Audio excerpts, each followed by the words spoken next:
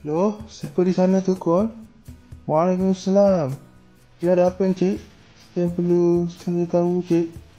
Apa yang perlu saya tahu? Apa dia? Saya belum bayar fee.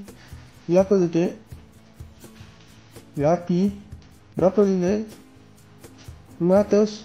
Cik, yang main-main cik. Sampai 500 saya kena bayar VIP cik. Saya baru bayar bulan lepas.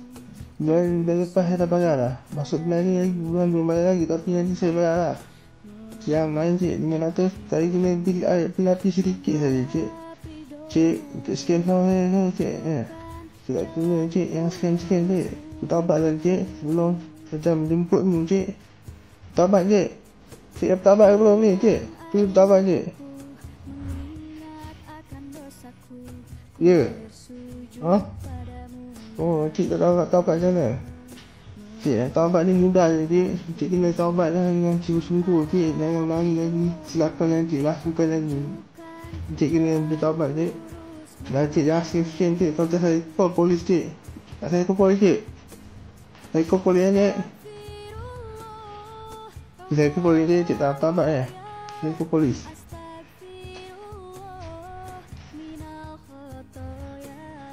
Halo cik. Baru takut cik. Hello. Okey dah tak lah. Tahu takut ke polis.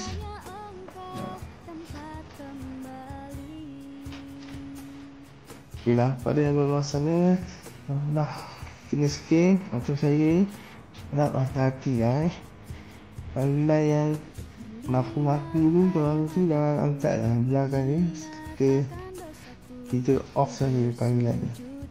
Ya, tak berharap jangan jawab panggilan tu.